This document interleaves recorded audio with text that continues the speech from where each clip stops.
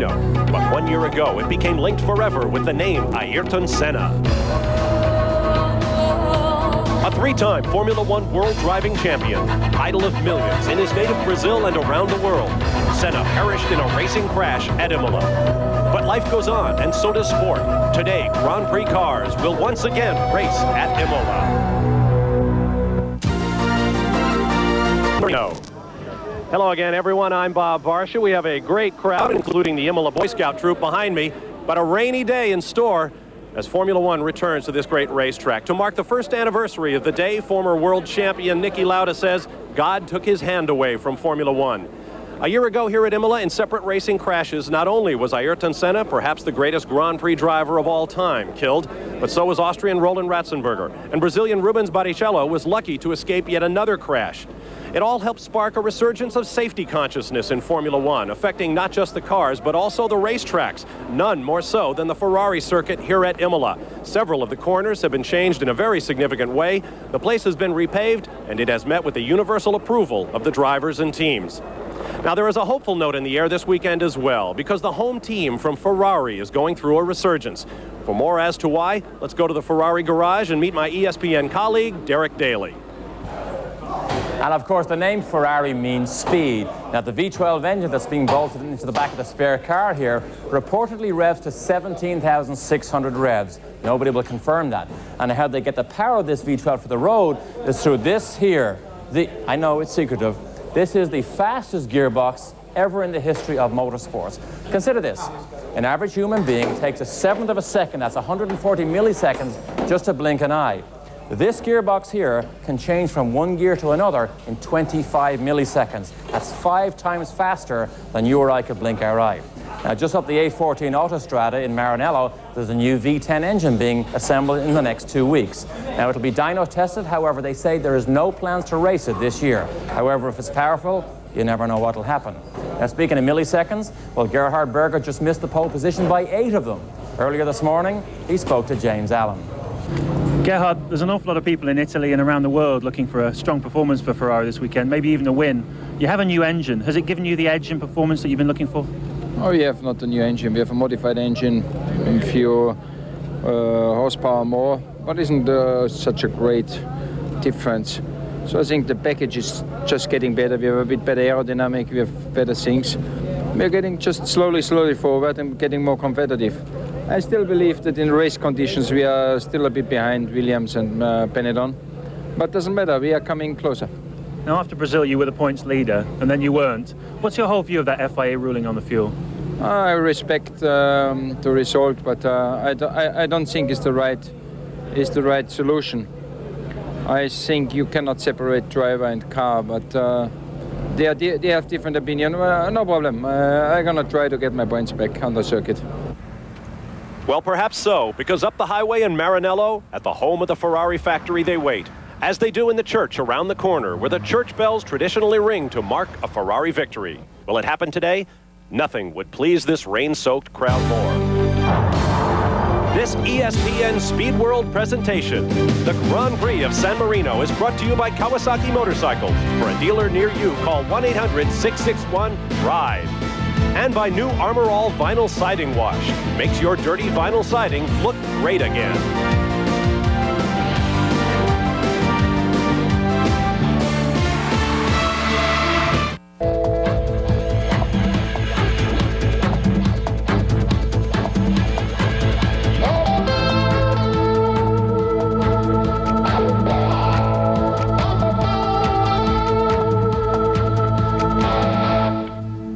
Welcome back to Imola, where the new racing surface and new corners on this Ferrari circuit proved a challenge to everyone in practice and qualifying. Friday morning, Mika Salo of Finland gave everyone a good look at every angle of the new paint job on the Tyrrell.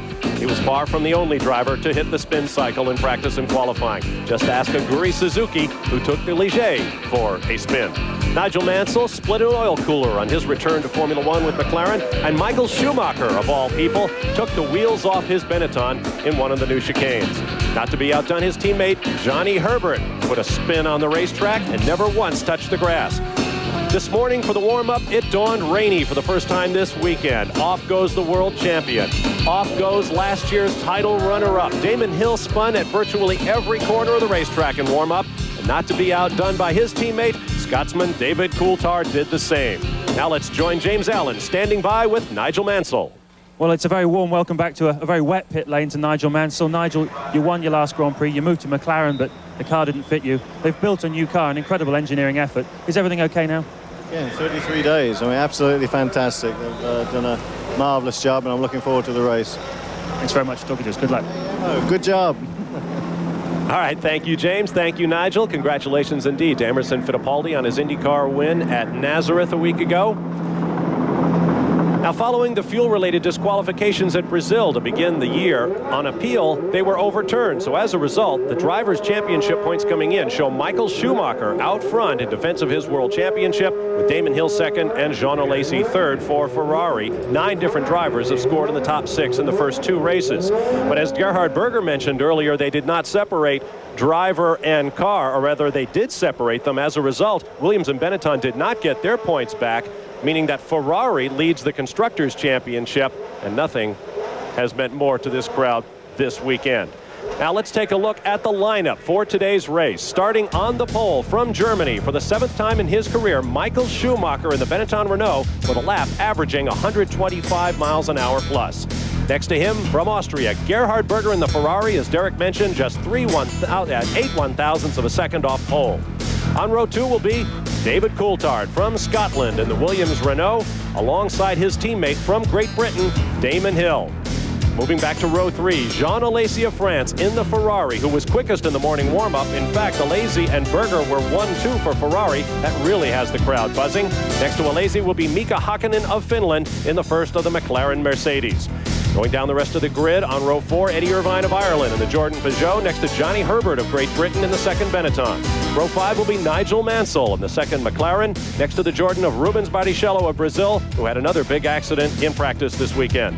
On row 6, Gianni Morbidelli of Italy in the Footwork Hart V8, next to Olivier Panis of France in the Ligier Mugen V10. Row 7, Mika Salo of Finland in the Tyrrell, next to the Sauber of German Heinz-Harald Frentzen.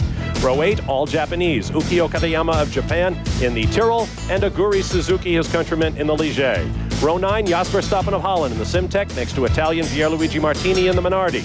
Row 10, Taki Inoue of Japan in the Footwork, next to the Minardi of Italian Luca Badur. Minardi even closer to this racetrack than Ferrari. Row 11, Carl Wendlinger of Austria in the Sauber, next to the Pacific of Frenchman Bertrand Gachot. Row 12, Mimo Schiatarella of Italy in the Simtek, and Andrea Montermini of Italy, who had his appendix removed just last Tuesday. We'll have more on that later on. He's in the Pacific. On row 13, Roberto Marino and Pedro Diniz, both from Brazil, both in the bright yellow 44s. Derek Daly, how about a closer look at the new Imola racetrack? Well, the look of Imola is now very, very different, having had 5 major design changes that has created mainly second and third gear corners. There are now more gravel traps for runoff areas, and they've been well used all this weekend. Let's take a look at some of the changes. This is Tamburello, was flattened 6th, now it's a left, left winding corner section. Down to Villeneuve, was also flattened 6th, completely changed now to a third gear corner. Down to Acqua Minerale, was a second gear, right-left chicane, much faster now it's third gear. Moving down to Rovazza, subtle changes here, but the corners are much slower. Look at those gravel traps. And then this is where Barrichello crashed. The chicane has been repositioned, it's now further away from the pit entrance. Again, look at the gravel traps. Lots of new space and a much safer racetrack, the Ferrari circuit at Imola. Now, the Goodyear tire engineers tell us that the composition of the racing surface is so dense, so tightly packed, that it is very, very slick, and the drivers are really going to have a time of it, although things seem to be improving. Let's see if we can learn more in the pit lane with James Allen. Bob, as you can see, there's still a lot of water lying around, but it has stopped raining and now the sun is coming out. There is no option but to run a full dry setup and slick tyres, and that's what everybody's doing. So you can see there's going to be a fair bit of slipping and sliding at the start today, especially into that first corner. And one other thing about the new construction on this racetrack, as you can see, there is a lot of dirt. They haven't had time to lay sod. So if you get off the racetrack onto this wet earth or into that gravel trap, you could have big problems, Derek. That's right, and we had a remarkable warm-up session this morning when virtually every single car that was picked up by the television camera went off the racetrack, including all the front runners. Yet the Ferraris, maybe because the versatility of their V12 engines, finished first and second, and the crowd was abuzz with excitement here. In the dry, though, we did hear Berger say earlier on they just don't think they're quite up to par with the Benetton or the Williams. But we had a remarkable qualifying session on Friday also here when the cars were literally split by 1/10 of a second or less on consecutive laps as each car went across the line. No question about it. The new specification Formula One is more competitive than it has ever been. Now here's a look at our post-time weather conditions. Quite cool. The sun is coming out. That will warm things up. Humidity was still quite high. A very, very light breeze, if any at all. That's going to make it difficult for this track to dry out very quickly. As James has pointed out, the teams have made the decision to go with dry tires. It is still very slick. You can see puddles in the foreground at that corner. So it's going to be a very exciting first couple of laps. Eddie Irvine there in Jordan didn't make a single timed lap this morning through the car into the gravel trap very early. And he was one that with zero time in the wet would have been at a big, big disadvantage. Now it looks as if he'll get away with it because it will eventually be dry. Not too many laps with these wide slicks before it dries out. Recall a year ago when we had the start line incident when a wheel was sheared off of J.J. Leto's car, went across the fence and into the grandstand, injuring a number of people. You may be able to tell at the top of the fence on the right, the new shading, the lighter color, that is new fencing and new steel added to that debris fence to keep loose wheels on the racetrack. We have a pit lane speed limit in effect. Recall last year we had a pit lane incident with Michele Alboreto that put several mechanics in the hospital. A 70-mile-an-hour pit lane speed limit is in effect this weekend. Now, thoughts of the late Ayrton Senna and Roland Ratzenberger can be put aside following a pre-race ceremony. It is time to go racing once again at Imola.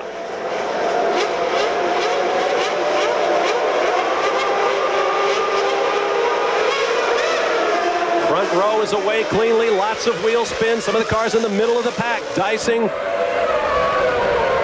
Oh, terribly close as they enter the new Tamburello corner.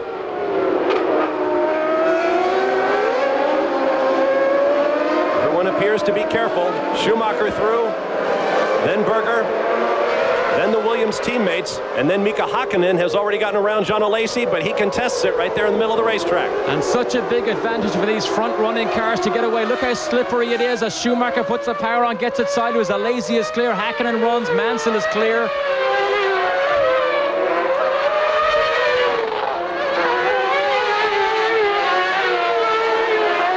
Long uphill run, tremendous elevation changes, and even the flag marshals cheer on Gerhard Berger, who runs second to Schumacher. Now plunging downhill to the new Acqua Minerale.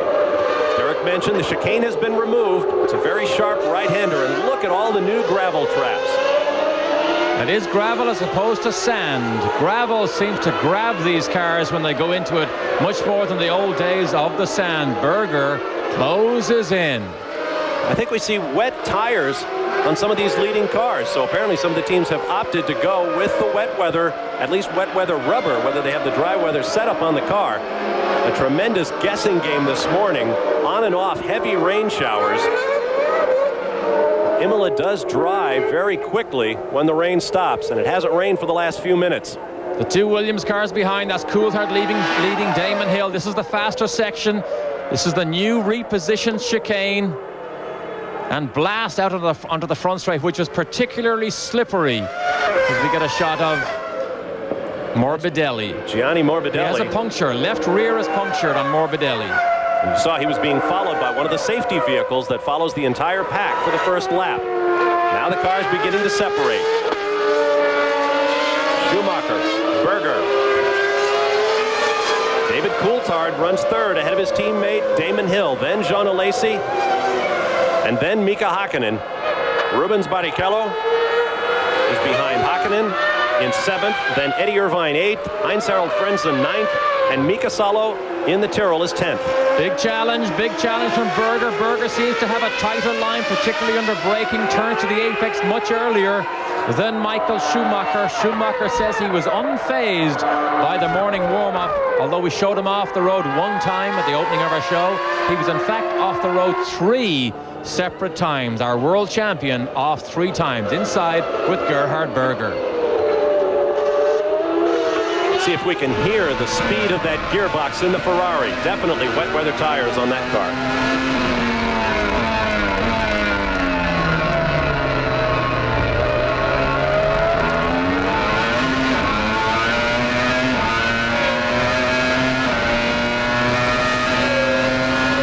He was the man that said on Friday, tactics will play a big part in the result of this race. Little did he know that it would be as wet as it is today, so tactics very definitely will play a very big part. Look how delicate a movement Schumacher has to make ahead of him, trying to stay off the curbing. The curbs are painted. Paint, when it's wet, is incredibly slippery, so you need to stay off the curbing as much as you can. We're beginning to see dry spots right there on the front straightaway. Gianni Morbidelli has pitted the footwork machine for a new left rear tire, and he is out just ahead of leader Michael Schumacher. This is the new Tamburello section. Second and third gear. Berger gets it sideways. The 2 Williams boys just behind him. They had a nightmarish warm-up session this morning. Suzuki gets off the road, back on again. He also spun 4 different times this morning. But the Williams boys, we mentioned them, they had a dry weather setup this morning. It was an absolute nightmare. They went off a total of 7 different times off the racetrack this morning in the warm-up. Rushing uphill now toward the Curva Piratella. Right here. And then plunging downhill again. Gerhard Berger chasing Michael Schumacher. It has not been a good weekend off the racetrack for the Ferrari team. At least 2 Ferrari 512M road cars belonging to Gerhard Berger and teammate Jean Alesi were stolen this weekend within 2 hours of each other from 2 different hotels. And to Berger's surprise, he actually saw his leave the racetrack. Replay here, down under braking for Rivazza. That's how Suzuki lost it. Simple spin on the power. Luca Badour behind him, lucky to get around. I thought he was headed for the gravel for sure. Well, it's every bit as slippery as we expected it might be, but the sun is poking through, and that holds good hope for dry weather. We'll be back live to Imola. Allen in the pit lane. Yeah, Bob, I've got a detailed update now. McLaren both definitely on slicks. Johnny Herbert is running slicks, but Michael Schumacher opted for wets, as did both Ferraris at the last minute. Both of the Williams team are on wet tyres as well. So that's what the position is at the moment. We saw both Minardi cars in the pits, one of them getting a new nose. Excuse me, one of them is Carl Wendlinger in the Sauber. The other is one of the Minardis. So there has been some contact. Luca Badour comes back out. Meanwhile, you ride with race leader Michael Schumacher. So pandemonium will break out very shortly here, because we will actually be able to see the line drying as these cars continue to run over the same piece of road. Berger now dropped back a little bit from Schumacher. One of the Minardis obviously not able to make the left-hand chicane. Looks like Luca Badour takes a lawnmower to the grass, no damage.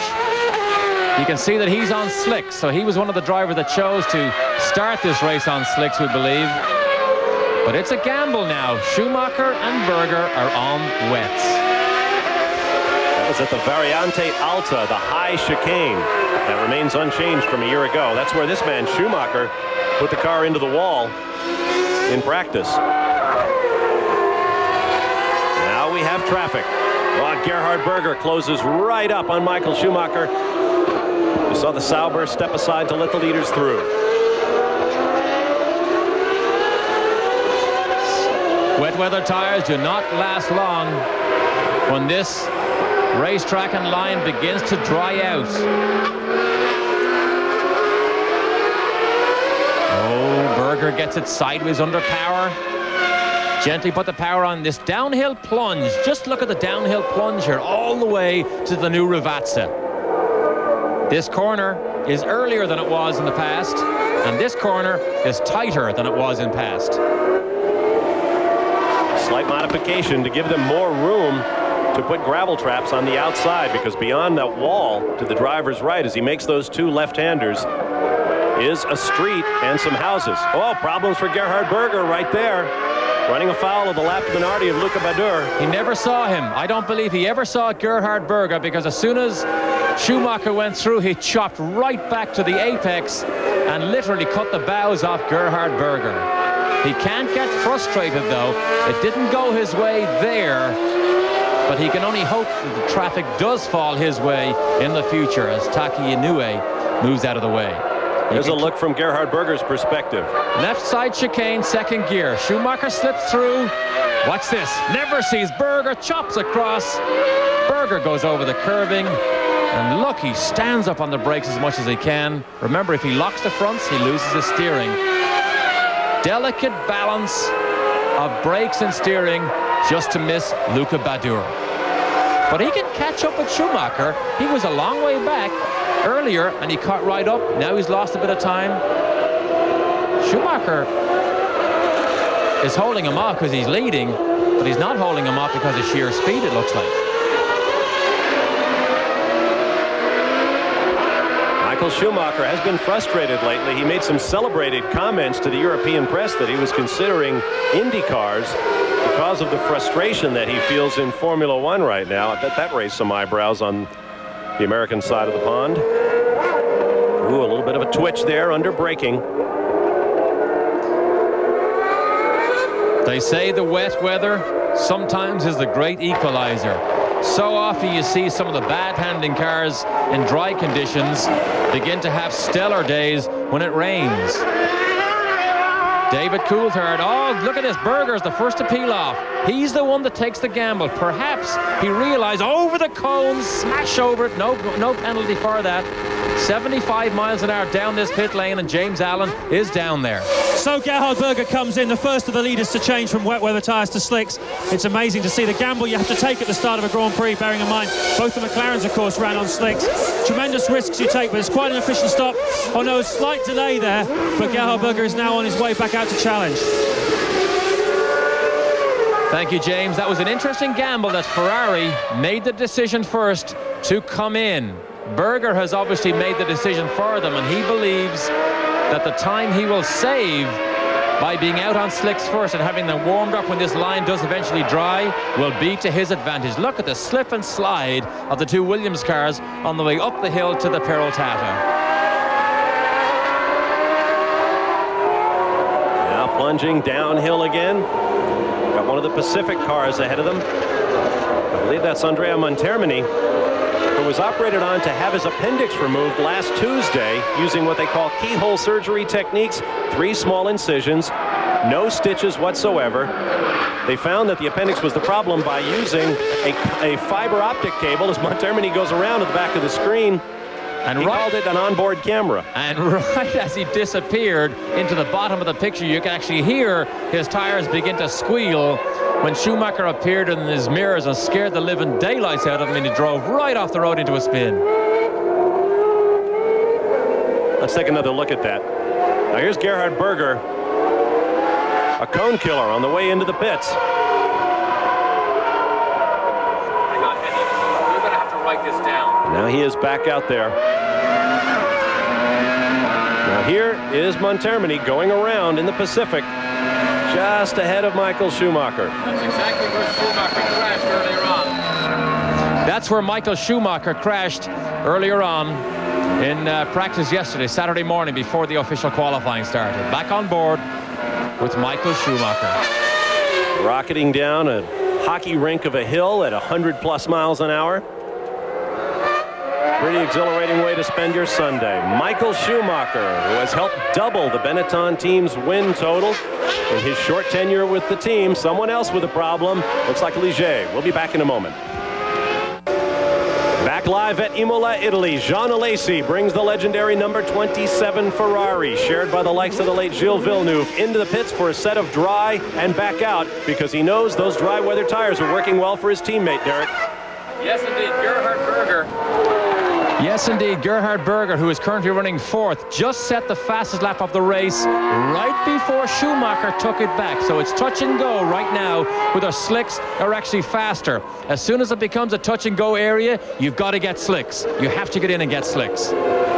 And that, of course, will modify the team's fuel strategy as well as they try to keep the car as light as possible. Now, here's a look at what happened to Johnny Herbert moments ago. This is actually the end of a spin that began further up the track in Tamburello as he struggled to keep the car on the track and get it pointed in the right direction. And he lost it on the way in under braking. Didn't manage to hit anything. Herbert has been off the road at least 5 times this weekend, and he has yet to hit anything. Unbelievable. Let's go down to James Allen in the pit lane.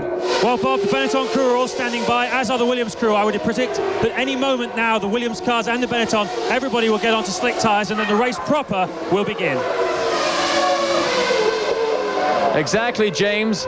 Currently, Berger, who we know is on slicks, because we saw him stop only one of the front runners. He's only 16 seconds behind Michael Schumacher. So Schumacher, both Williams cars of David Coulthard and Damon Hill, we know we'll have to stop to get slick tires, and Berger may be in the dollar seats here very soon. Rubens Barrichello has also pitted for slicks. He's back out and running 7th.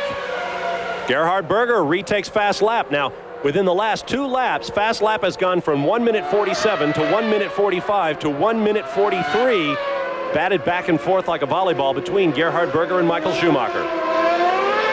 Nigel Mansell, who was going to take a chance and running those slick tires right off the bat at the start, is all the way down in 13th place, so he's not having a stellar day yet. His teammate Mika Hakkinen is currently running 6th. Both Jordans run together in 7th and 8th, Barrichello and Eddie Irvine. And Jos Verstappen, who ran as high as 6th in Argentina, has the Simtek all the way up to 9th place. Up the hill from the Tosa corner goes race leader Michael Schumacher. Behind him it's David Coulthard, then Damon Hill, then Gerhard Berger in 4th, Jean Alesi 5th, Mika Hakkinen is 6th, Eddie Irvine 7th, followed by Jos Verstappen, Ukio Katayama in the Tyrrell runs 9th, and Heinz-Harald Frentzen 10th in the Sauber Ford. 11th is Rubens Barrichello now. 12th, Mika Salo. 13th, Nigel Mansell. 14th, Pierluigi Martini. Olivier Panis is 15th, followed by Bertrand Gachot, Johnny Herbert after that big spin, Mimo Sciartorella, Aguri Suzuki, and Andrea Montermini in 20th. Surely, yes, surely. I was going to say, surely he has to come into the pit lane. Berger just ran a lap 2 seconds quicker than Michael Schumacher, which forced the issue, and he has to come in. What happened? They just waved Johnny Herbert through, who was also going to come in, and they realized he would block Michael Schumacher. They said, no now, all the way through. James Allen. Complete confusion there. Herbert came in, he thought he wanted to make a stop for some reason, we don't know why, and he was waved through urgently because Michael Schumacher was right behind him on the pit lane. Damon Hill has also changed his tyres that time, and frankly I'm surprised they stayed out quite that long, but as I say, the race proper is now on. I don't think I've seen David Coulthard come in yet. The race proper is now on, and David Coulthard leads, but that is only temporary because the Tifosi are about to go berserk here, because undoubtedly Gerhard Berger, because of the gamble he took earlier, is about to lead the Grand Prix of San Marino when Coulthard comes in. So make the order: Coulthard, Berger, Schumacher, Hill, and Alesi right now. John Alesi has reset fast lap, taking it down another tick to 142. There you see the statistics. To give you an idea how wet it still is, that's over 10 seconds of the yellow flags fly, over 10 seconds slower. Oh, one of the... Is it Schumacher? Herbert? It's Schumacher. It's Michael Schumacher with a tremendous impact. You see both right side wheels are gone, but tire walls all around, and they don't seem to be scattered at all. Well, let's see if we can see what happened from his nose camera. You'll be the first to know. Up the hill at Peraltata, he never made a single lap and loses it under braking, never made a single lap around on slick tires, obviously too cold, loses it on the crash, and the impact is about to happen right smack there. and he destroys the Benetton. That's the front nose cone on the upper left-hand side of your picture. Second impact, very, very hard on the right-hand side. Here it is, under braking, loses it on the grass, out of control totally. Takes the front off, backs it up into the tire barrier, nearly rolls the Benetton upside down. Very lucky he didn't put it on its head. There goes Scotsman David Coulthard. Back out again on fresh tires. When he went onto the grass, he didn't look as if he was going that fast, and Berger accepts the cheers from the Tifosi as they go berserk, and he takes the lead. But when you see Michael Schumacher go backwards and then the car flies in the air, you realize how fast he's going. Too early to reach for the church bell rope up in Maranello, but things definitely appear to be going Ferrari's way. We'll be back live with more of the Grand Prix of San Marino. Stay with us. We are back live at the Grand Prix of San Marino. Bob Varsha, Derek Daly, and James Allen. You're looking at David Coulthard, who runs third in this race. The race leader is Gerhard Berger. And here is why, as Michael Schumacher, who led early on, changed tires, and before he finished a lap, off he went. And have a look at this. It looks like a simple spin. Contact with the wall, but watch what happens here. We slow the video down. Look at this here, all the way off the road, which gives you an idea the speed he's running. And then he lays it over and almost turns it upside down again right here. Heavy, violent impact. But what a good job those tires did in absorbing the energy and just breaks the pieces off the car. So here's your running order.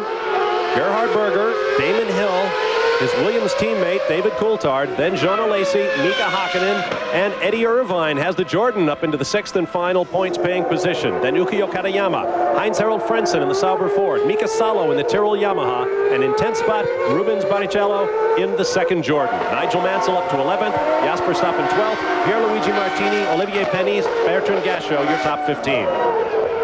And the race has just started. Alesi, who is a crowd favorite here, needs to get by the Williams cars. Berger just set fastest lap of the race when he's clear of everybody else at 40.6. And Damon Hill, as we speak, our scoring monitor just tells us that he took it back. Believe it or not, Alesi just took it back. So Alesi confirmed that he is the fastest car on the racetrack here. But he's got two very, very tough opponents right ahead of him. The top 4 cars have all pitted. 10-second penalty for Carl Wendlinger. I assume that means excessive pit lane speed. Yes, going too quickly in the pit lane. He is in 20th spot right now. He will give some of that up when he comes in because Roberto Marino runs just 6 seconds behind him in 21st, followed by Luca Badur and Pedro Diniz, who will all get by Carl Wendlinger. Now comes up on the screen the fastest lap. That was the end of the last lap. David Coulthard now trying to hold off the advances of Jean Alesi.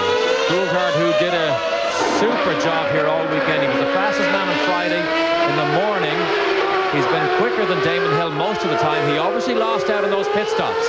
Hill came in a lap earlier, and that time on slick tires has allowed him to move past David Coulthard.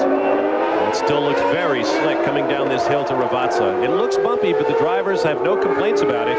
Braking in a straight line, they say it's not a problem. Wendlinger just finishing his 10-second penalty. They counted down on the digital clock. How frustrating that is. However, he was all the way back in 20th place. Well, after an action-packed first 14 laps, Gerhard Berger now has a 9-second lead over Damon Hill, followed by David Coulthard. I got confused because we have a colored monitor for timing and scoring, and it has been absolutely lit up like a pinball machine as fast lap of the race goes from car to car. Give it now to David Coulthard at 1 minute 38.1 seconds. Oh, Coulthard is forced to go over the curb to go inside Bertrand Gachot, and Alesi gets a run. Look at this, a drag race. Down to the pearl tag. Oh, he gets him wheel to wheel, he almost gets him. Oh, down in Tosa. I would have thought Italian TV, providing our pictures, would have stayed with the Ferrari, but not that time. David Coulthard gets caught in traffic, and now he's under heavy pressure. Gets it sideways, under braking. Alesi just turning up the pressure here on David Coulthard. And now he's in traffic again. Don't you think John Alesi is thinking, I'm racing against a guy with less than a full season of Formula One experience? You see the gap from race leader Berger to Damon Hill, just 9 seconds. And Damon Hill just ahead of this battle, less than 2 seconds away.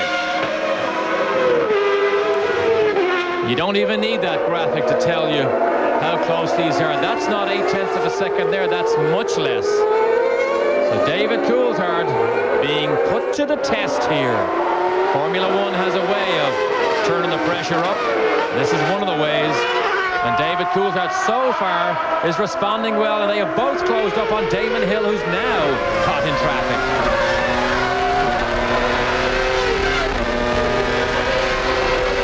You think it's easy to drive these? Just look at the steering corrections we constantly see from David Coulthard's cockpit, just trying to keep this Williams in a straight line, and he is all over his team leader Damon Hill. Here's a run to try and pass Hill. Oh, he gets it sideways under braking. 11 Grands Prix for David Coulthard, and look at the way he's driving. Rutosa, hard on the throttle up the hill, and look at Hill pull away.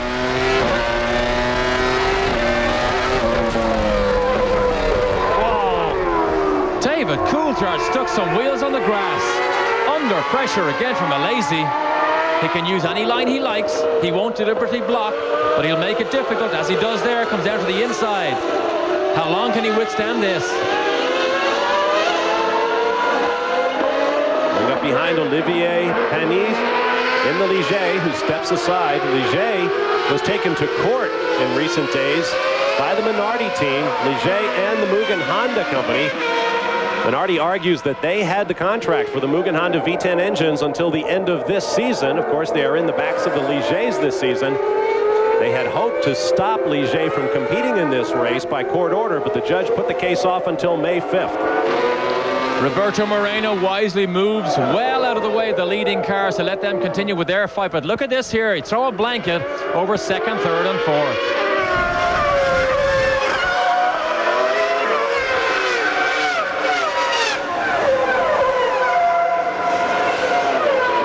Gianni Morbidelli going slowly. The second place car of Hill goes around, then does Coulthard.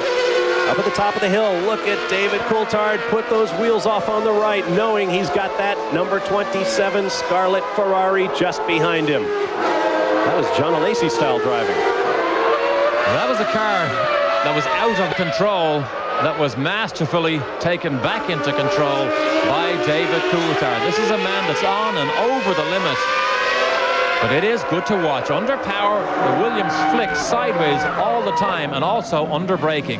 Coulthard has his hands full. And Berger is drawing away while all this is going on. It was 9 seconds not long ago. Here is Mika Hakkinen in the McLaren pit.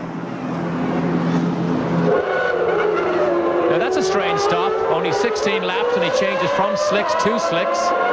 We would have thought that, well, there's something. Look, the fueler cannot get the hose out. This is a problem we saw in Argentina, where it seemed to stick. James Allen.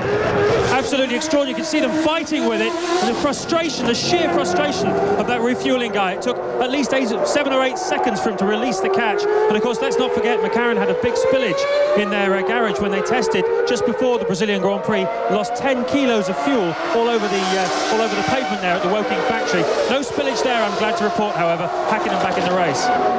A 36-second, make it a 37-second pit stop for Mika Hakkinen. That is deadly in Formula One. James mentions losing 10 kilos. Of course, everything in Formula One is now measured by mass and not by volume. They say it's more accurate and less temperature sensitive. Another big twitch there from David Coulthard as the battle continues. Second, third, and fourth right there in your picture, and we'll be back in just a moment. Welcome back live to the Grand Prix of San Marino at the Ferrari circuit in Imola, Italy. Gerhard Berger in the Ferrari leads with 18 laps of 63 scheduled, now complete. Damon Hill runs second over David Coulthard. John Alesi, who has just reset fast lap at 1 minute 35.339 seconds. Eddie Irvine runs in fifth spot, and Ukio Katayama has the Tyrrell up into sixth. Heinz-Harald Frentzen seventh in the Sauber. Then Mika Salo's Tyrrell, Rubens Barrichello in the Jordan. Nigel Mansell is now 10th in the McLaren. And with 45 laps to go, Berger is 10 seconds clear of Damon Hill. And then David Coulthard in his personal fight with Jean Alesi. And that's where all the racing action is at the moment. Ferrari versus Williams. Berger said earlier he didn't think that they had quite the legs of the Williams in dry conditions. Right now they're running 1:36s. That's about 5 to 6 seconds off race pace if it was completely dry. Now it's very difficult to see when the line gets dry because this is all new pavement, so it's all dark whether it's wet or dry. At the vote, for those of you who are getting excited about Irvine, Katayama, Frentzen, all being up there in the top 6 or 7 spots. They have not pitted yet. Mika Salo has just made his stop. He drops back to 10th behind Nigel Mansell. Nigel has yet to make his first stop in the McLaren. The last lap by Gerhard Berger was 1:37. Damon Hill did a 1:33. So that's why he took a huge chunk of time off Berger in one single lap. And finally, we get to pick up Gerhard Berger, who's having a bit of a hot and a cold session here. We can only presume that he gets caught in traffic and doesn't want to make a mistake. But now it's only 6.8 seconds. So Damon Hill is closing in. As you can see, the track is drying rapidly. This fresh surface is very dark. The drivers say you really can't tell any imperfections in the racetrack ahead of you because of the darkness of the surface. Hill has just reset fast lap. We're down to 1:33.768. And the pit stops continue. Mika Salo has been in and out in the Tyrrell. And we expect some of our other top 10 cars in very shortly. We'll be back in just a moment. Live at the Autodromo Enzo Dino Ferrari here in Imola, Italy. Bob Varsha, Derek Daly with you. James Allen is in the pit lane. Damon Hill holds the fast lap of the race thus far. Gerhard Berger is out front, however, and drawing away once again out to 8.9 seconds over Damon Hill. David Coulthard third, Jean Alesi fourth. They have all pitted. Eddie Irvine runs fifth. He has not stopped. The same for Heinz-Harald Frentzen in sixth. Ruben Barrichello in seventh has stopped. Nigel Mansell in eighth has not. Katayama and Salo in ninth and 10th have stopped. Behind Salo, who is going very slowly on the racetrack, Olivier Panis, Pierluigi Martini, Mimo Schiatarella, Johnny Herbert, Aguri Suzuki, Bertrand Gachot. And then the problems begin. Luca Badur, Gianni Morbidelli, Carl Wendlinger, Roberto Moreno, Pedro Diniz are all out of the race at this point, as is Andrea Montermini, Jos Verstappen, Taki Inoue, and Michael Schumacher, who had a dramatic exit when he crashed his Benetton at the top of the hill. And that is the top of the hill that Michael Schumacher went off on. The line continues to get drier. Damon Hill again has just set fastest lap, 33.2. Only now about 3 seconds off the pace. Riding with Damon Hill as he comes up on Mika Salo, who is still going but very slowly, and he receives some instruction on driving etiquette when you're moving slowly from Damon Hill. He's either telling him, watch your mirrors, I came up on you, or else watch your mirrors. Oh, look at this here. It gets it sideways, under braking, trying to get down the inside of the Tyrrell of Katayama. Katayama obviously passes him again. But look at David Coulthard now looking for a way by. Meanwhile, Gerhard Berger, your race leader, is in the pit. He comes in with a lead of 6.6 seconds over that group. James Allen. Gerhard Berger now comes into pits, his second stop of this afternoon's San Marino Grand Prix. The first time round was just for slick tyres. This time he's filling up with gas. It's quite a long stop, of course. That V12 Ferrari is quite a thirsty engine. He's back out there. Pretty quick stop, I would say. Not anymore, James. Problems. They have to bring out the starting gun. And very simply, he dropped the clutch and stalled the Ferrari. They use a two-pedal system on this car. It's a hand-operated clutch as opposed to a foot-operated clutch. And he stalled it, and he almost does it again. Let's see how long that pit stop was. Out after 46 seconds. An absolute disaster when you're trying to win a race. These Williams cars are fast enough without giving them a huge advantage by sitting stationary in the pit lane. 22 laps complete. These are your top three. Damon Hill, David Coulthard, Jean Alesi, all running nose to tail as Hill comes up behind Roberto Moreno in the bright yellow 40 course car using the exact shade of yellow as the late Ayrton Senna. They went to the manufacturer for the exact shade in tribute to the fallen three-time world champion. Marino is not that slow, but you can see he moves aside well out of the way of these three leading cars now to give them all the room that they need. Now here's what happened to Gerhard Berger. You're watching the fueler.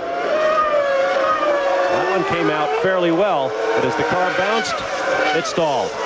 And I'm surprised that Ferrari have not copped on yet, that as soon as you get the tires and wheels on, you drop the car down because it gives a better gravity run down into the fuel tank. I think they'll know that pretty soon, but everybody else drops the car, immediately the tires goes on and the fuel runs in faster. Eddie Irvine running at the back of that train. He came in and spent 33.5 seconds in the pits. He has dropped back to 8th spot, but he's gotten that first stop in. Nigel Mansell now up to 7th, but he has not stopped. Under braking for Rivazza. That's Katayama, who makes it difficult for Damon, who gets it sideways, gathers it up, uses the outside line, and Katayama slips by again. That's why Damon Hill was giving him the gestures out of the cockpit that we saw earlier from his in-car camera. Through the Aqua Minerale. Damon Hill now down to 132.831. The pole speed, of course, is a new track record due to the change in configuration of this racetrack. Built back in the 1950s, came to worldwide prominence in 1980 when it took over the Italian Grand Prix from Monza in what many thought was a reaction to the accident that took the life of Ronnie Peterson at Monza back in 1978. Oh, traffic jam for Damon Hill here, and things are just getting more difficult for Damon Hill. He had just set fastest lap of the race. Now he gets balked in traffic. David Coulthard and John Alesi catch again, and Coulthard is the one that gets balked by the Minardi. Oh, look at Alesi. Look at John Alesi. Oh, he had to light him up. Right up on the gearbox of David Coulthard. That's Pierluigi Martini's Minardi they went around. Well, this is good stuff here, but Jean Alesi cannot make a mistake. Do not let emotions take over. He enjoys the advantage of the fastest gearbox ever in the history of motorsports. We stood down at Rivazza. Here it is again. Tries to come down inside David Coulthard. It's slippery offline, lights up the right front and the left front, and luckily he didn't hit the back of David Coulthard. But we stood down at the Rivazza on Friday to listen to this Ferrari and everybody else. It was astonishing, I can only tell you, astonishing to hear the speed of the gear changes from that Ferrari as it exited the pit lane. They are twice as fast as every other front runner, twice as fast on gear changes. James Allen is in the pit lane. Guys, we're really enjoying this racing today, but it looks like the party's about to be over because the Ferrari pit is all getting ready for Jean Alesi, so we're expecting him in here soon. Very, very soon, in fact, I think. Now we saw a penalty assessed to Andrea Montermini there. He has shown his 4 laps down, and I thought I saw him walking down the pit lane. I thought he was out of the race. Now there's Ukio Katayama off with the new look Tyrrell. He's right at the edge of the racetrack, so I assume this is the result of a spin that got away, and it appears he has lost the fire. Sun beginning to beat down strongly. That'll make things even more humid. There are puddles standing everywhere in the grass around this racetrack. Hill and Coulthard. Is this what happened to Katayama? Oh, I see. This is where Schumacher crashed. Boy, that's rough when you come back onto the racetrack, but it's a right-left chicane taken in second gear. It's so slippery, if you lose it on the way down, he does another 360 just for display purposes. We read all the signage on the Tyrrell. And has he parked it for the day? Yes, if he's not kept the engine running. You see Schumacher's wheels still out in the gravel trap on the bottom right-hand side of your picture. I'm surprised they left that out there. Last lap of the race down to 131.322 for Damon Hill, the team that has won more than half of the Grand Prix over the last 4 years. Williams. We'll be back. Back live to the Ferrari circuit in Imola, Italy, where the Williams-Renault teammates Damon Hill and David Coulthard run nose to tail. Now here is a pit stop moments ago for Jean Alesi, his second of the day. This is what I meant by the fuel. All the tires are on, the car should be down. It's a better gravity run. The fuel feeds faster when the car is down. All the English-based teams, let's say, already know that. Even in a pressurized fuel rig like that one, you want to get every little advantage you can. Now, while we were looking at a Lacey stop, this man had an interesting moment. Let's look at what happened to David Coulthard. You're riding with him. Into the new Tamburello. Gets it sideways on the way in. Very quick spin over the grass, just kisses the gravel trap and continues on his way. He had just set fastest lap of the race, and that has just been taken back from this man here, his teammate Damon Hill. Hopefully he didn't damage the under tray on those curbs, because that curbing is doing a lot of damage to these Formula One tubs because of the 50mm wooden step on the bottom. You see it again? David Coulthard now says his prayers that he doesn't hit anything too hard. I was just about to say he was having one of his best ever races to withstand that pressure from Jean Alesi.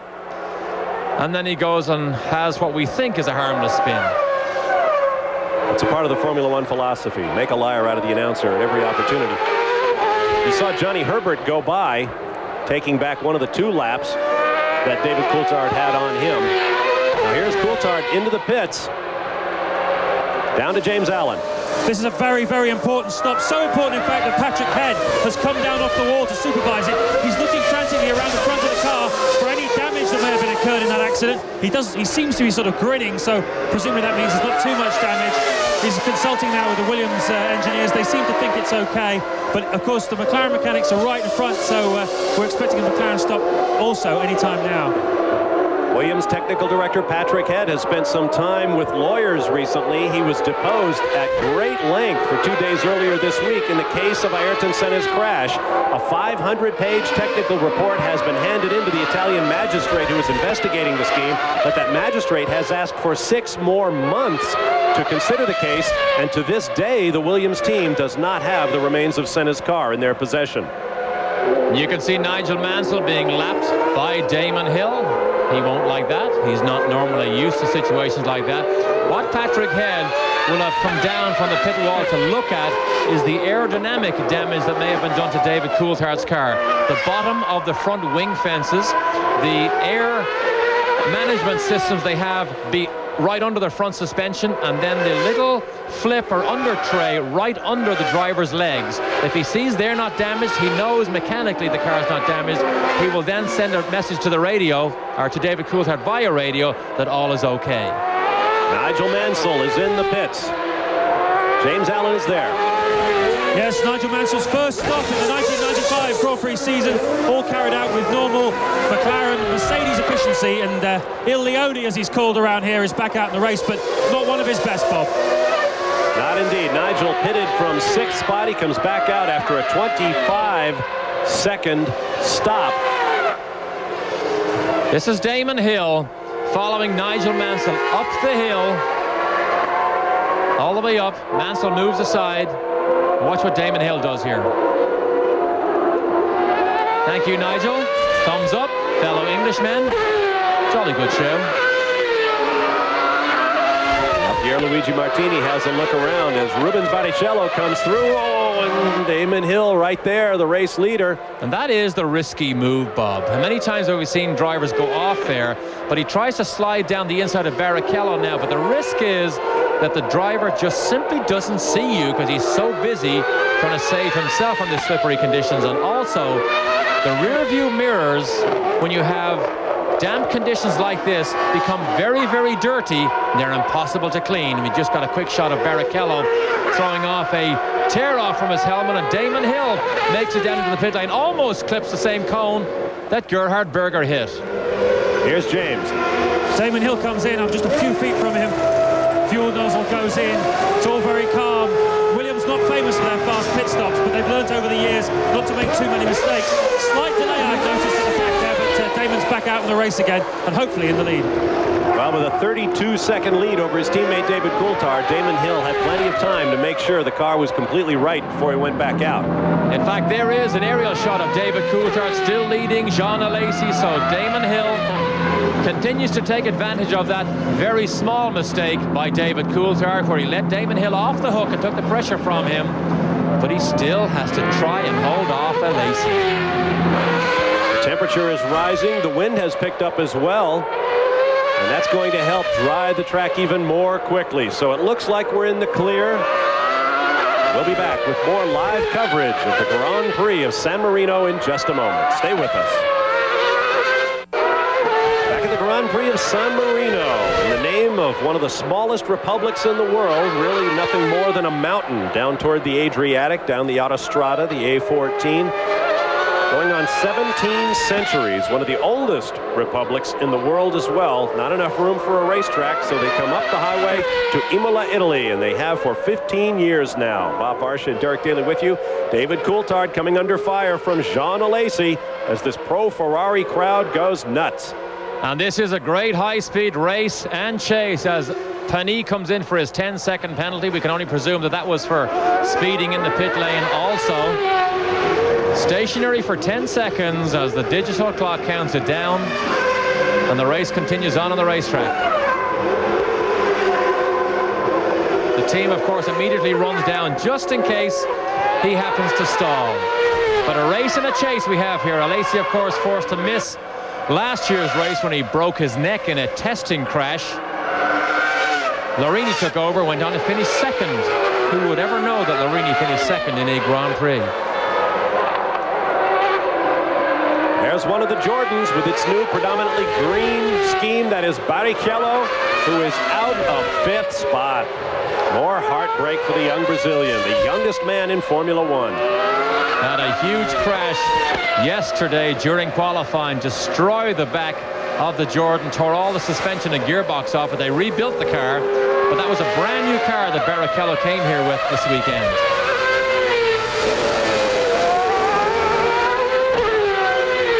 I even get nervous when I see the leaders come up behind back markers like that. That was another one of the 40 course cars. They're much slower here than everybody else, but they look old. They still have the old manual gearboxes in those cars. However,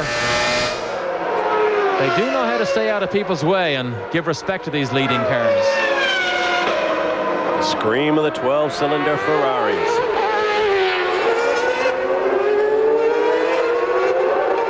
David Coulthard is still enjoys racing. Still one of the few Formula One drivers has a smile on his face. I suppose after 11 races, he doesn't really know what the real pressure will be like. Happily walking around the paddock yesterday, he says, hey, nobody knows me with my helmet off. I can happily walk around here. Now Alesi gets the bad end of trying to lap Denise in the 40 course. Look at the lead now that David Coulthard is able to stretch out over Jean Alesi. That will infuriate the French Sicilian-born Ferrari driver.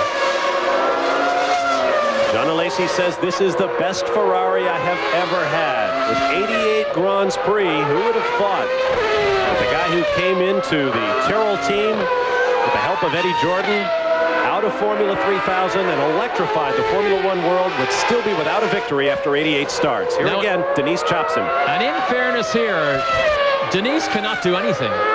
Well, he can. He can stay a lot closer to the line. When you see him drift across like that, you can only presume he never saw Alesi. Look at this. He should have stayed to the inside. He must have never saw Jean Alesi. Get a good look at the crowd there.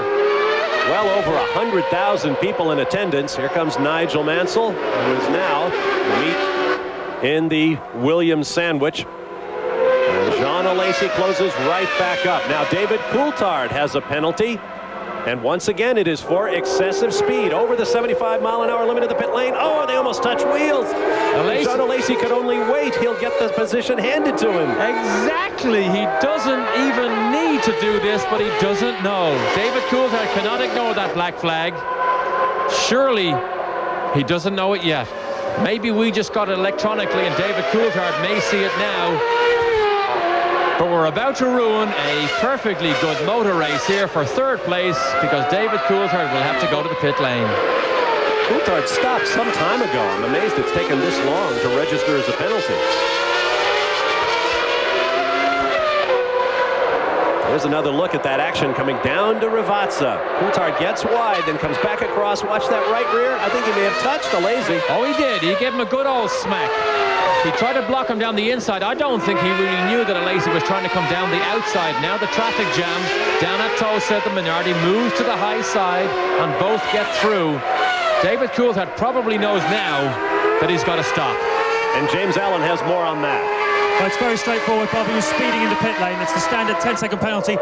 The Williams mechanics have just gone running right up the pit lane to administer this thing. Obviously, there'll be an FIA official up there, but it's going to really throw things right up in the air, as you can see. I still can't figure out why it takes them so long to assess those penalties. Nevertheless, fast lap now down to Damon Hill as we get closer to the 1-minute 30-second barrier. $55 million Williams spends this season running these two cars, and they get taken out of a points-paying position by a 10-second penalty for speeding in the pit lane. Another replay here. Now, David Coulthard, I don't believe, sees him. What's this? Bang! Rear wheel to front wheel. Jean Alesi hopefully has no damage to the steering. He points at David Coulthard saying that was not fair play. And David Coulthard still drives by the pit entrance. Damon Hill knocks fast lap down to 1-minute 30.080 and leads away by 13.5 seconds from this battle. Gerhard Berger runs another 21 seconds behind it, so it's pretty much up to Coulthard and Alesi. And you're right, Derek, it really just takes the starch out of the battle. Now they are 20 seconds. No, they're only 7 seconds clear of Gerhard Berger, so this will be very costly for David Coulthard. It simply won't be giving up the one position to Jean Alesi. I hope he stops soon. Remember what happened to Schumacher last year, the black flag at the British Grand Prix? The FIA don't take kindly to maneuvers like that. The running order is Hill, Coulthard, Alesi, Gerhard Berger, Nigel Mansell in 5th. Eddie Irvine 6th. Mansell's McLaren teammate Mika Hakkinen 7th. Both of them have pitted just once. Let's get down to James. I'm down here with Michael Schumacher, as you can see. Michael, quite a big impact we saw. You stayed out quite a long time before changing to slicks. What was your view of the situation today? I think we have done the right decision about the tires. Keep it as long as late as possible because circumstances were difficult. But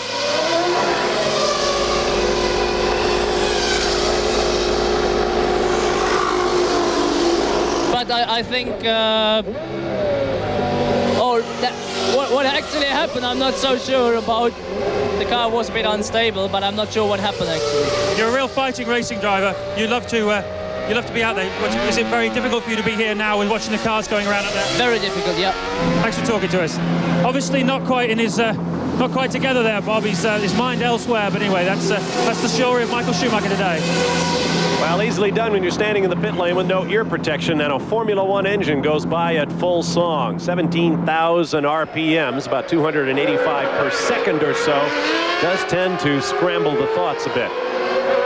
Damon Hill, Jean Alesi now up into 2nd. You saw David Coulthard serving his penalty. We'll be back live.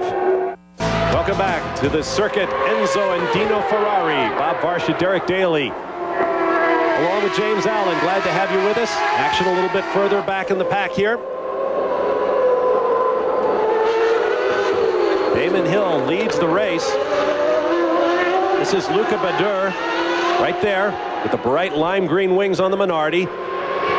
Then the miracle of Formula One, Carl Wendlinger, back after that huge crash in Monaco last year and an extended coma, back in the Sauber Ford. Then Gianni Morbidelli in the Arrows-built footwork machine. Take a good look at that Sauber car. It has now gone to the high nose, just like the Benetton and the Williams, but they're very disappointed with this car. It is just simply 2 seconds off the pace. So this is a team that is struggling this season to stay on the pace. Morbidelli, local boy here, big cheer every time he goes out. This is a Hart V8 engine that the Arrows team say is an absolute delight of an engine to have in their car. Now, moments ago, James Allen spoke with Michael Schumacher about being out of the race. Here is how he left. Loses control at the top of the hill. Remember, the grass is wet. It's a simple shunt up to this point. Kisses the wall. Look what happens here. It's not over yet. Watch this. Secondary impact bounces the Benetton up on its side. But there's nothing like tires for absorbing energy as we sneak back inside the car of Gianni Morbidelli. Still chasing Carl Wendlinger. Quiet man of Formula One, very seldom talks, very difficult to get a quote out of Carl Wendlinger. Sits by himself with one or two people at hotels, quietly in the corner. He doesn't drive like that though. See him pitch this thing around, but the car is just not fast enough. Just simply not fast enough. It's got the factory Ford engine. They were on average 12 kilometers slower down the straight than everybody else. 15th, 16th, and 17th on the racetrack. The Ligier of Aguri Suzuki in pursuit. Now there's Bertrand Gachot. And a marshal gets the fright of his life as Nigel Mansell chasing Aguri Suzuki. And behind him, Jean Alesi trying to put Mansell 2 laps down. I'll make that 1 lap down. Gerhard Berger's already gone around Mansell. Olivier Panis right in front of him, but Mansell is currently leading Mika Hakkinen. They're currently running 5th and 6th, both 1 lap down. Mika Hakkinen about 16 seconds behind his teammate right now. Mansell waves him by, moves over, waves him by. With that, we'll take a timeout and be back for more live coverage of the Formula One Grand Prix of San Marino, round 3 of the 1995 World Driving Championship. Way in Maranello, the latest creation from the most famous name in automobiles. Ferrari is taking shape in leather and steel. Racing seats for the driver of the newest supercar in the world, the F50, with a racing-bred 12-cylinder engine, over 100 horsepower per liter, $250,000 a copy. But don't even think about ordering one if you are not a regular Ferrari buyer. Back live at the Grand Prix of San Marino. Problems with the fueler in the Ligier pit. And here is Mika Hakkinen making another stop for McLaren Mercedes. This is Hakkinen's 3rd of the day. James Allen is down there. Yeah, of course, last time Hakkinen came in, we had some terrible trouble with the refueling. And again, he's having trouble getting the thing off. It simply won't come off. He's pushing it, pulling it. Hakkinen's shaking his head. He can't believe it. He really lights up those good years. He's very frustrated. Finn. And this is the modified version of the refueling rigs. They had this trouble earlier. They did have that spillage, as Bob mentioned earlier, and this is supposed to be all the bells and whistles here. A totally different system than last year, and it just simply doesn't work. It gets stuck in the car. We spoke with Ron Dennis in Brazil about that big fuel spill, fortunately on a cold car with no electrics turned on. And Ron Dennis said, we told everybody about it that we could. They made the changes. I'm satisfied that the situation is under control. I wonder if he feels that sanguine about the whole deal right now. Damon Hill leads the race over Jean Alesi by 20.9 seconds. Hill has now knocked fast lap down to 129.710. David Coulthard runs 3rd, 27.9 seconds behind Alesi. There you see Alesi head for the box. Bring it in. Bring it in for another pit stop. And Damon Hill, as if we didn't already realize it, absolutely in control. Now right on the race pace. They ran in the 27s during qualifying, but 2 seconds slower is a normal race pace. So the track now fully dry, although it's still difficult to see a dark or a lighter line, but fully dry. Damon Hill obviously taking full advantage of the 4 days testing they did at Jerez between Argentina and here. No real technical changes. They just used the 4 days to understand this car better than they did previously. David Coulthard locks up that inside lightly loaded wheel at the top of the hill in the 2nd gear chicane. No damage. His chase is Alesi. Alesi's chase is Hill. And Gerhard Berger is only 23 seconds behind David Coulthard. Well, 23 seconds is a long way. But he is going faster than Coulthard, lapping about a second a lap faster than Coulthard is. We are working lap number 43, make that 44 as leader Damon Hill flashes across the start-finish line. 4 cars remain on the lead lap. Hill, Alesi, Coulthard, and Berger. Nigel Mansell is in 5th, a lap down. Then Eddie Irvine in 6th. Here's Johnny Herbert with the only remaining Benetton Renault in the race. Let's watch the refueler on this. Not bad. He takes 1 pull. It didn't work. Look at Johnny Herbert. Almost gets the thing at 90 degrees. And Alesi finally makes it in. With 20 laps to go, this should be final stops for these cars. Clean fuel stop for Jean Alesi.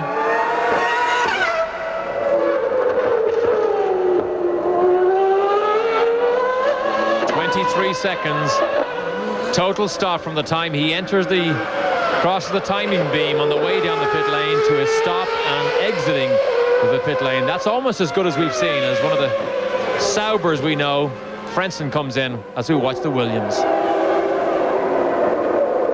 Damon Hill, son of the former 2-time world champion, the late Graham Hill, trying to become the first second-generation world driving champion. He became so close to that figure last year when he got within a point of Michael Schumacher, and the season ended on a sour note when the 2 cars collided on the streets of Adelaide, Australia. After all of the controversy and all of the bad feeling and all of the tragedy of a year ago, everyone is hoping for better in 1995. I think the irony is the wall on the left-hand side that Ayrton Senna hit was unprotected by tires last year. Now the corner is slower. It's only a 3rd gear instead of a 6th gear. And the wall has 2 rows of energy-absorbing tires in front of it. Flipping the throttle of that 12-cylinder Ferrari, rattling off the nearby houses. Here's Nigel Mansell in for his 3rd stop. James Allen. Yes, they're lifting the car up onto a jack, and in fact, they've got a new nose cone ready, so Mansell obviously had some contact. I'm desperately trying to see where it was. Yes, the front is cracked, just to the left of the suspension, the upright, sorry, at the front of the nose. The new nose goes on. Amazing how fast they can do this. You notice they're using a manual jack rather than a pneumatic one. Slightly longer stop then by the McLaren team for Nigel Mansell, but how efficient is that? A new nose, more fuel and tyres, and he's out. With a large crack along the nose of his old car. Meanwhile, another nose job going on in David Coulthard's pit. These noses, made of carbon fiber, attach at 4 points, and then they can raise the car on the jack. The entire weight of the car on that nose attached at just those 4 points. But David Coulthard obviously hit something hard. You can hear the misfiring engine as he certainly has his cruise control button as he leaves the pit lane, this time not to get another 10-second penalty. And there's his team leader. Streaks by. Now David Coulthard is 1 lap down. How it can go wrong with a couple of small incidents. We have spin. He obviously had contact and the 10-second penalty. And a man who had the potential to lead this race and win this race suddenly finds himself a lap down. But he is still in the points. One question remains. Will Damon Hill have to stop again? And if so, when will he do it? Now here is Eddie Irvine overtaking Nigel Mansell. Mansell, remember, just out of the pit lane, so probably...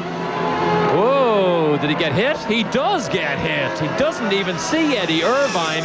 Irvine goes to the right, then goes left, and destroys the nose of the Jordan. Hopefully he can make his way back round to the pit lane, because he was in the points for Eddie Jordan.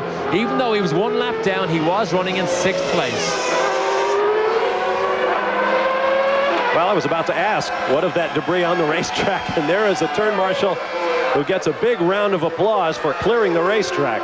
And now Nigel Mansell going slowly with his arm in the air to warn those behind him the left rear is down. The customary flat left rear, when you have contact like that from a carbon fiber wing, it's like a knife, it slices through it.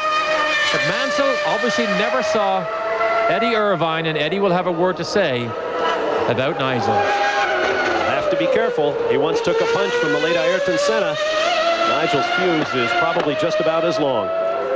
Damon Hill leads Jean Alesi and Gerhard Berger. Williams, Renault, Ferrari, and Ferrari on the lead lap. Then David Coulthard a lap down. Mika Hakkinen in 5th. Heinz-Harald Frentzen 6th with a welcome point for Sauber Ford at this juncture. Nigel Mansell 7th, but he has a pit stop in his near future. Eddie Irvine 8th, but he also must stop. Johnny Herbert stands to benefit in 9th. And Olivier Panis in 10th. Then it's Aguri Suzuki, Carl Venwinger, Gianni Morbidelli, Pierluigi Martini, and Luca Badoer. Mansell comes in to have a quick look around. They've obviously seen the impact on the television monitors. I don't think it was necessarily hard. So the day now finally has fallen apart for Nigel Mansell. He was in the points. He went into the pit lane in 9th. He's now 2 laps down and still shown as running in 9th. Eddie Irvine is 8th. Can he get back up into the points? The final points paying position currently occupied by Heinz-Harald Frentzen, 1 lap down. Hakkinen is 5th, 1 lap down. David Coulthard is 4th, 1 lap down. Hill, Lacey and Berger the only ones on the top on the lead lap. Lots of action coming in the pits right now. This is Damon Hill coming in behind a slower car. That may be Gianni Morbidelli ahead of him. I can't quite tell from here. Yes, it is. And Hill is in. 46 seconds of a lead he had over Jean Alesi, so he doesn't need anything spectacular here. With the fueler. A lot of fuel. 1 chug to get it out, then finally gets it out. See how difficult it is to get these cars off the line. Hear the misfire. Electronics working for Damon Hill. I wonder why they didn't earlier for David Coulthard. And look at the crowd. Nobody leaving the Ferrari circuit in Imola, unlike previous years when Ferrari struggled. Right now they are running 2nd and 3rd, and the crowd is mesmerized.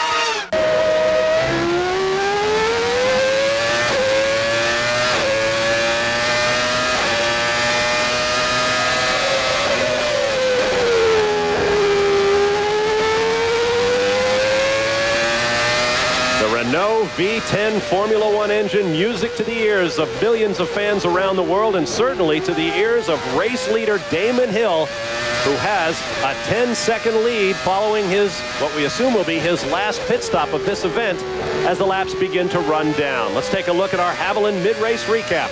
Damon Hill, your leader, has led since lap 22. We've had 3 lead changes among 4 drivers and plenty of action besides.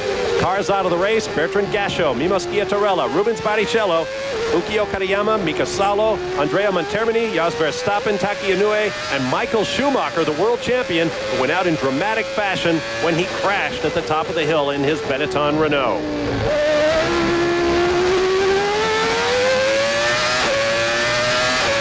Damon Hill uses his right hand to change up and his left hand to change down. Watch his left hand, his fingers. That's all it takes to down change. A tap of the finger. Watch it here again.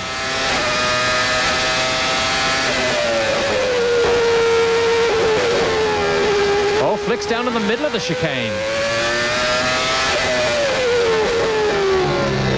Which, of course, is part of the beauty of the semi-automatic transmission. The driver never has to take his hands off the steering wheel. Unlike my car, where you have to take both hands off the steering wheel to shift. Patrick Head said the Williams gearbox, which was one of the leaders in the field at one stage, it takes as much as 45 milliseconds to go from one gear to another. Not now to engage and disengage the clutch, simply to move the gear. The Ferrari gear change, now down to 25 milliseconds, is almost double that speed. This is a new Renault engine called the RS7A with more mid-range torque. As chicanes and 2nd, 3rd, 4th gear corners become increasingly common in Formula One. It is Hill, Alesi, Berger. Now David Coulthard is back on the lead lap. He got around Damon Hill when Hill made his last stop. There's a brace of McLarens. Mika Hakkinen going around Nigel Mansell in the wide-bodied version of the McLaren Mercedes. They run Hakkinen 5th, Mansell 10th. Let's get more on the Ferrari situation in the pits with James Allen. Bob, every time the Ferraris go by, the crowd opposite me, they go, come on, avanti, avanti, avanti. But the sad thing is, they don't have to stop anymore, but they just can't make up that gap. Neither does Williams have to stop anymore. The mechanics are clearing it all away. It's a straight sprint to the flag between Williams and Ferrari. And as Gerhard Berger told me this morning, they just aren't fast enough. Well, perhaps not, but 2 red uniforms up there on the podium wearing the prancing horse would certainly do this crowd well. Here you see the running order. They certainly will have something to cheer about, but 10 seconds is a lot of time to make up. Look at the right rear wheel of Mika Häkkinen's McLaren. Looks like he's hit something, and the right rear winglet seems to be loose on that bodywork. Of course, we saw him running in a similar trim in Brazil, and he said it didn't affect the aerodynamic performance of the car at all. Not since 1983 has Ferrari won here on its home track at Imola. Patrick Tambay was at the controls then. There may be a win coming today. We'll see. Ferrari automobiles, welcome to Mecca, to Maranello, where the spirit of Enzo Ferrari is in every workshop, where the craftsmanship is absolutely out of this world. Dreams are made here one at a time by hand, and 1 in every 5 new Ferraris is destined for the United States. Like what you see? You should see dozens of them in the process of being built. We had that opportunity this week, and we thank the Ferrari factory for it. We ride with race leader Damon Hill as the laps begin to wear down here at Imola. 15th running of the Grand Prix of San Marino. Let's listen again and watch. Fingers of the left hand is all you need.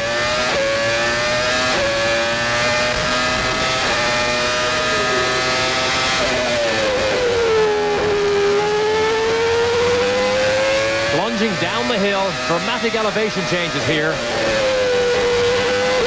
Down the bottom of the valley and all the way uphill. Great racing track here at Imola, where Schumacher crashed into that wall right ahead of you. And the plunge downhill. Watch the gear changing at the bottom of the hill.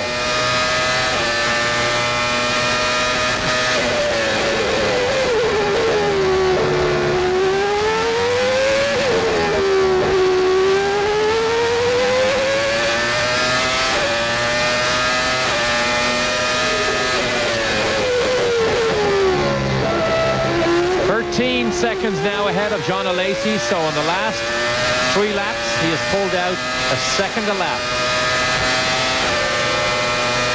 Damon Hill didn't come up through karts and the minor formula in typical European style. He began his racing career on motorcycles and spent some time as a motorcycle courier on the streets of London. So that should give heart to all of you who ride motorcycles doing a similar job in the streets of New York, threatening to take bystanders off of curbs at every corner.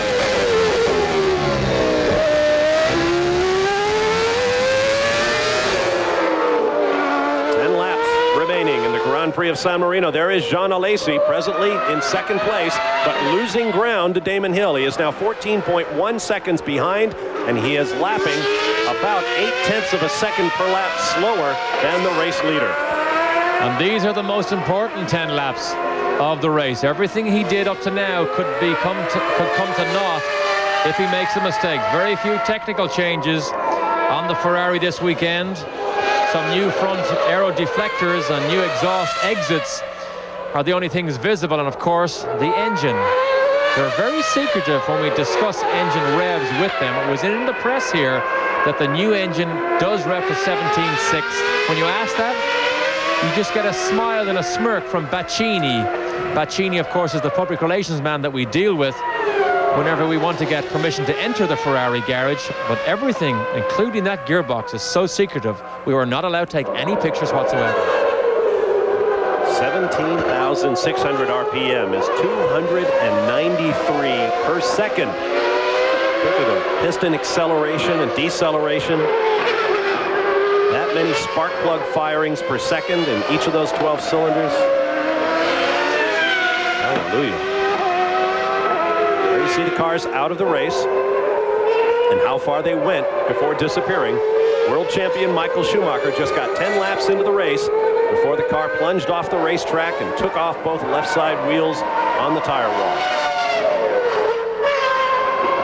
Bob, it's unusual this weekend that we haven't seen any Senna memorials. I think that struck us as a bit odd, but I think it's so painful. People want to try and put it, not forget it, but put it out of their mind for this particular weekend. There was a short moment of silence among the drivers at the start-finish line before the race began, but you're right, the area is surprisingly devoid of memorials, although if you go to the spot on the wall at Tamburello where the car crashed, there are a lot of names inscribbled on the wall and messages to the memory of Senna from people who visit this racetrack throughout the year. As you can see, he is not forgotten here at Imola, where he won 3 times in the 15 years of this race. We'll be back live to Italy. Uniform of the day at the Grand Prix of San Marino is Ferrari red. But coming up after the race, Sports Weekly with Chris Fowler, featuring a conversation with Michael Jordan, the graduation of Juwan Howard from the University of Michigan, and a look at angry baseball fans. Welcome back live to the Grand Prix of San Marino. Bob Varsha, Derek Daly, James Allen with you. Time for the standing 8 count. 8 laps remain in the race, and Damon Hill has dominated. 17 seconds ahead of the Ferrari of Jean Alesi. Gerhard Berger another 32 seconds behind. David Coulthard runs 7 seconds behind Gerhard Berger. No other close battles to speak of. 15 cars remain in the running of the 26 starters. One of the technical advantages of this Williams car is it brakes in a straight line very well and is very stable under particularly heavy braking. That's one of the things that drivers like about this car. You may wonder, if they build a brand new car, do they have to go and run it to make sure it's okay? Well, the chassis that Damon Hill is in today is a brand new car that was built in 3 days by the Williams mechanics, had never ever turned a wheel until it arrived here, and it was on the pace as soon as Damon Hill jumped into it. That's how well and how accurately they can build these cars, and they can repeat the settings car in, car out, day in, day out. That makes sense? Absolutely. When you win, I'll get it. The number of races they have, the blue passing flag goes out for the Minardi of Pierluigi Martini. These Formula One cars are absolutely mind-blowing in what they can do. Acceleration, stopping, turning, top speed. The engines are just a calliope of technology, despite all of the restrictions that have been added in recent years in the name of containing performance and enhancing safety. Just think if the engineers and inventors and designers were completely hands-free in terms of building the best possible race car. Gerhard Berger now turning in fast lap for Ferrari down to 129.5. He's closing up just a little bit on teammate Jean Alesi, but there is very little time left. He is also more than a minute behind this man here, Damon Hill. So Damon Hill not long to go and in complete control, but amazingly, as successful as he's been over the years, he has never, look at this here, trying to lap one of the Minardis. Takes a big jerk down the right side, then down the left side, 5 laps to go, and he tells him in no uncertain terms, I'm the race leader. And I think he knows where the jerk is. Give me room and let me through. But Damon Hill, amazingly, not only has he never won this race, he has never even stepped on the rostrum in any position here at Imola. If he wins, it will be his 11th in Damon Hill's very short Formula One career to date. And perhaps more importantly, it would loop him ahead of Michael Schumacher for the points lead. There you see Damon Hill's ongoing frustration with that Minardi before he did get around. Yeah, that was the original gesture. And then he gave him another one as he went by. It is frustrating for the leader as he wipes his helmet visor, but it is very frustrating for the leader, even though you know you're that far ahead of second place, to get held up even fractionally, because you've worked so hard to get yourself into that position, and quite honestly, there's no need for it. And there's the lead he has, 16 seconds, so he's increasing his lead by almost a second a lap over the Ferrari of Jean Alesi. So Ferrari, to shake the champagne of victory here, they're going to need unreliability from the Williams. And unreliability is not a word or a term you ever use, particularly with that Renault V10 engine. I don't know if unreliability is a word I would use at all, but there it is. We'll be back as the laps continue to dwindle. More live from the Grand Prix of San Marino. Back live at the Grand Prix of San Marino. Damon Hill with 3 laps remaining.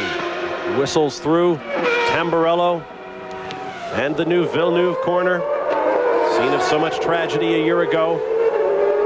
A dramatic, exciting, and thankfully injury-free race today will go a long way towards healing the wounds of a year ago. And he has won his 10 races in very rapid succession. Remember, he did his very first F1 race only in 1992, back at Silverstone on the old Brabham. What an old lobster claw that thing was. He would have to move over and let the leaders through on a regular basis, and now he is the leader with everybody else moving over to let him through. But Alesi still is in chase. Mika Häkkinen still given chase to points positions if he can get his way in. I doubt if he can. Yeah, in fact he can, because he's currently running 5th. You can still see the winglet on the right side flapping on Mika Häkkinen's, but obviously it's not going to break off because it probably would have come off before now. Look how awkward and different that McLaren looks with that high mounted rear wing up on the airbox. Nobody else has followed suit, which is interesting. Nobody else of the top designers believes that is an aerodynamic advantage and something that they should seriously look at. No close battles on the racetrack right now. The closest is between Luca Badoer and Gianni Morbidelli, and they are 4.3 seconds apart. 4 cars on the lead lap. Hill, Alesi, Berger, and Coulthard. Ben Häkkinen a lap down. Heinz-Harald Frentzen also a lap down and 33 seconds behind Häkkinen. Johnny Herbert runs 7th, nearly 20 seconds behind Frentzen. Then Eddie Irvine. For the Jordan team to get a car across the finish line in this young Formula One season will be a minor victory for the team. They have been beset with problems. And you can see that Gerhard Berger is closing in on David Coulthard continually. And in fact, it hasn't come up yet, but Berger just sneaked by David Coulthard. So Coulthard's position on the rostrum has now gone to Gerhard Berger, who puts the 2nd Ferrari up there. How every man, woman, and child dressed in red must be praying for something to happen to Damon Hill.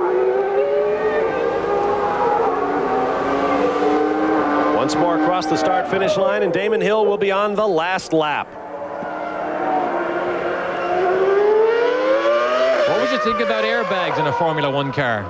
Believe it or not, as he flashes across the line to start one more lap, airbags are being talked about as the next safety development for these Formula One cars, something ballistic that can actually be deployed fast enough. The current ballistic system in road cars is not fast enough for the high impact nature of a Formula One crash, but they are seriously looking into it. And something else they have since changed since last season is all the drivers now have wider seat belts to hold the complete torso back into the seat, more than the narrow ones that have been customary for the last couple of years. In fact, FIA President Max Mosley had a press conference this weekend in which, among other things, he took the road-going car industry to task for its lack of concentration on safety issues, and he volunteered a redoubled effort by the Formula One community to share the technology of Formula One with the road car industry to help make road cars safer, more efficient, and more environmentally friendly. Now, Damon Hill downhill with just a couple of corners to go before he will collect his 11th career Grand Prix victory and take the 1995 championship points lead away from arch rival Michael Schumacher. Absolutely superb and controlled run by Damon Hill in very, very difficult conditions. And if you look to the left-hand side of your screen, you will see hopefully all the Williams mechanics rejoice. And Damon Hill comes over to celebrate with them. A great victory for Hill. Second place, unofficially at this point, will be Jean Alesi. Second and third for Ferrari. Not exactly what the crowd wanted this weekend here at Imola, but they'll take it nonetheless. Here he comes in magic number 27.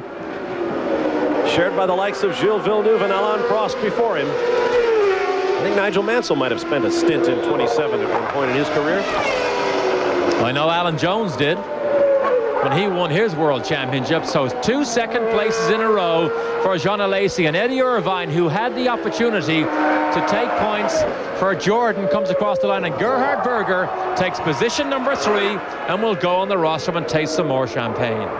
We saw some folks climbing over the fence in the background. That's a dangerous possibility at a racetrack. David Coulthard out there at the wall celebrating with his team. Well, there you see some of the Tifosi headed for the racetrack. Everyone will have to be careful of that. Not a good sign. No, but it is a tradition here as Damon Hill waves to the crowd on the downhill run to the Aqua Minerale chicane. Well, it was the chicane, now it's not. All the track marshals come out. A hard day's work and just reward for the best team in the business and the fastest car today. You saw the final standings. The margin of victory, 18.5 seconds for Damon Hill. Here's when you may not want to be in a Ferrari, Jean Alesi. I wonder, does he realize the flag just fell off the top of that pole that he's carrying? Yes, he does. And he dumps it out right in front of the Ligier. Dumped her right out in the racetrack. Set in a parkland, well over 100,000 people have jammed the racetrack this weekend, and they got an eyeful in round 3 of the Formula One World Championship. We'll be back to begin the process of wrapping things up. To Imola, where the spectators are beginning to reclaim their racetrack. Let's get down to James Allen. Well, Bob, this reminds me of Monza in 1993 when Jean Alesi came second for Ferrari, and the Tifosi, who'd had a pretty lean time, were absolutely delighted. Things like looking up for Ferrari for sure. They're still not quite as fast as Williams, but these people look very happy with the day's work. Second and third, that's good enough for the Tifosi, I think. And somewhere out in the middle of that crowd, I think you'll find the number 28 Ferrari of Gerhard Berger. Hopefully they won't steal that one out from under him. They stole his 512 2 nights ago. And you see Morbidelli wasn't able to make his way back to the pit lane. They began to grab at him. Now, this is highly unusual. These cars were supposed to come all the way into the pit lane and down into Parc Fermé. But look at the mass of people who have stopped those cars, even making their way down to the pit lane. All right, let's take a look at the final results. Damon Hill, his 11th career victory, second straight runner-up finish for Jean Alesi. Gerhard Berger finishes third on a great day for the Ferrari factory. David Coulthard will be fourth. Mika Hakkinen fifth.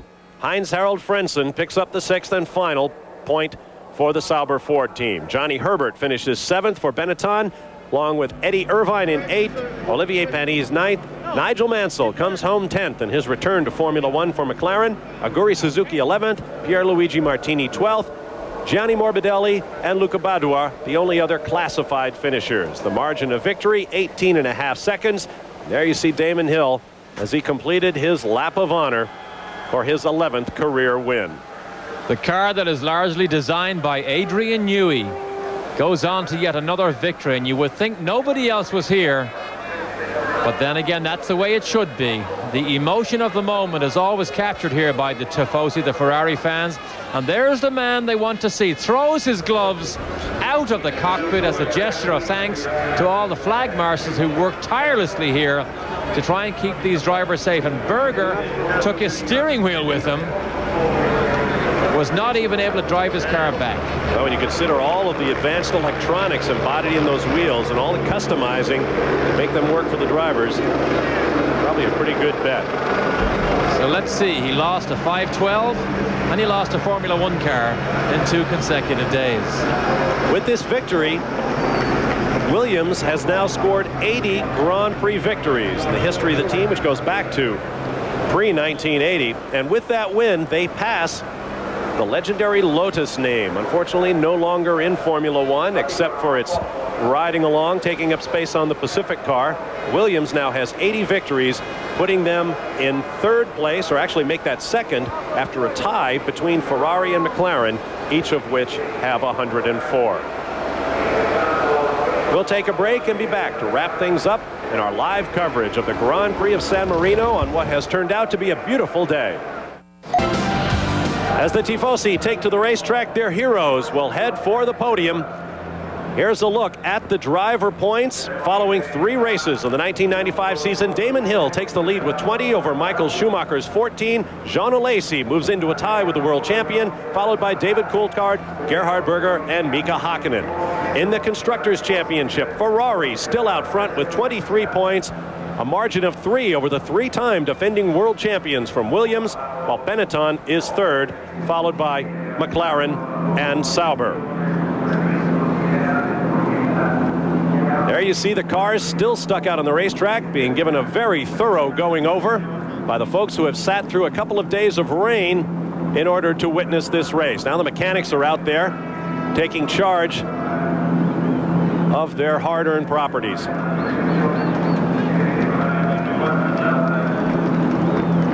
Checkered flag coverage of today's Grand Prix of San Marino will be coming your way May 20th at 1 a.m. Eastern Time, 10 o'clock out west. And our next stop will be the Grand Prix of Spain from Barcelona, Sunday, May 14th, live at 7:50 a.m. Eastern Time, 4:50 Pacific. Congratulations to Damon Hill. I'm Bob Varsha for Derek Daly and James Allen. So